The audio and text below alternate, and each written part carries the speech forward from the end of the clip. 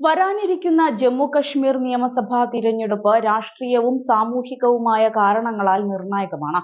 Article 370(35)(a) പ്രകാരം മുൻപ് വോട്ടവകാശം നിഷേധിക്കപ്പെട്ടിരുന്ന വാൽമീകിയിൽ നിന്നുള്ള ഏകദേശം 350 കുടുംബങ്ങളാണ് ആദ്യമായി വോട്ട് ചെയ്യുന്നത്.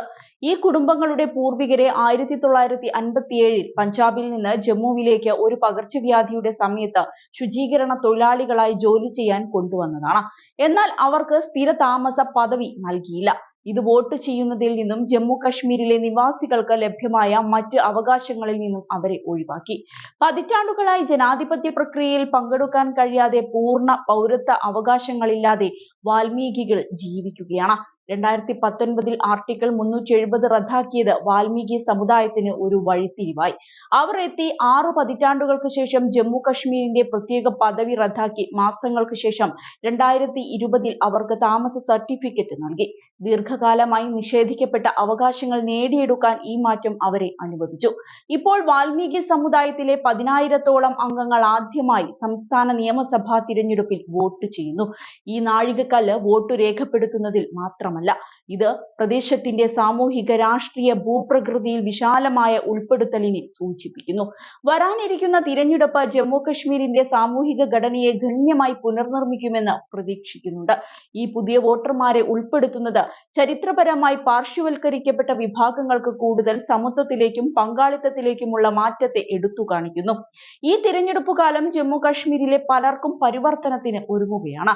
10,000 വാൽമീകിമാരുടെ ആദ്യ വോട്ടർമാരായി പങ്കെടുക്കുന്നത് ഭാവി തലമുറയ്ക്കുള്ള പ്രതീക്ഷയുടെയും മാറ്റത്തിന്റെയും പ്രതീകമാണ്. ഇതിനിടയിൽ BJP പ്രകടന പത്രിക പുറത്തുവിട്ടത് ശ്രദ്ധേയമായിരുന്നു. കേന്ദ്ര ആഭ്യന്തരമന്ത്രി അമിത് ഷായാണ് പ്രകടന പത്രിക പരസ്യപ്പെടുത്തിയത്. കഴിഞ്ഞ 10 വർഷത്തിനുള്ളിൽ ജമ്മു കശ്മീർ ഭീകരതയിൽ നിന്ന് ടൂറിസത്തിലേക്ക് മാറിയെന്നാണ് അമിത് ഷാ പറഞ്ഞത്. കശ്മീർ താഴ്വരയിലെ BJPയുടെ പ്രവർത്തനങ്ങളെ അഭിനന്ദിച്ച ഷാ തങ്ങളിവിടുത്തെ ഭീകര ആവാസ വ്യവസ്ഥയെ തകർത്തുവെന്നും അവകാശപ്പെടുന്നുണ്ട്. കശ്മീരിന് പ്രത്യേക പദവി നൽകിയിരുന്ന ആർട്ടിക്കിൾ 370 പുനഃസ്ഥാപിക്കാനാകില്ല എന്നും അതൊരു ചരിത്രപരമായി തുടരുമെന്നും അദ്ദേഹം പറഞ്ഞിരുന്നു. കോൺഗ്രസ് LC സഖ്യം നേരത്തെ ആർട്ടിക്കിൾ 370 പുനഃസ്ഥാപിക്കുമെന്ന് പറയുകയുണ്ടായി. ഇതിനെ അമിത് ഷാ രൂക്ഷമായിട്ടാണ് വിമർശിച്ചത്. ജമ്മു കശ്മീരിൽ തീവ്രവാദം പൂർണ്ണമായി ഉന്മൂലനം ചെയ്യും, തീവ്രവാദത്തിന് പിന്തുണ നൽകിയവരെ വെളിച്ചത്ത് കൊണ്ടുവരാൻ ധവളപത്രം പുറത്തിറക്കുമെന്നും ഷാ തുറന്നടിച്ചിരുന്നു. അധികാരത്തിലെത്തിയാൽ മാ സമ്മാൻ യോജന പ്രകാരം എല്ലാ കുടുംബത്തിലെയും മുതിർന്ന സ്ത്രീകൾക്ക് പ്രതിവർഷം 18,000 രൂപ നൽകും. ഉജ്ജ്വല പദ്ധതി പ്രകാരം ഞങ്ങൾ പ്രതിവർഷം 2 സൗജന്യ സിലിണ്ടറുകൾ നൽകും. പ്രഗതി ശിക്ഷാ യോജനയ്ക്ക് കീഴിൽ ഞങ്ങൾ കോളേജ് വിദ്യാർത്ഥികൾക്ക് പ്രതിവർഷം 3,000 രൂപ യാത്രാ അലവൻസായി നൽകുമെന്നും BJPയുടെ പ്രകടന പത്രികയിൽ പറയുന്നുണ്ട്. 90 അംഗ നിയമസഭയിലേക്ക് 3 ഘട്ടങ്ങളിലായാണ് വോട്ടെടുപ്പ് ഇവിടെ നടക്കുന്നത്. ആദ്യഘട്ടം സെപ്റ്റംബർ 18-നാണ്. തുടർന്നുള്ള ഘട്ടങ്ങൾ സെപ്റ്റംബർ 25-നും ഒക്ടോബർ 1-നും നടക്കും.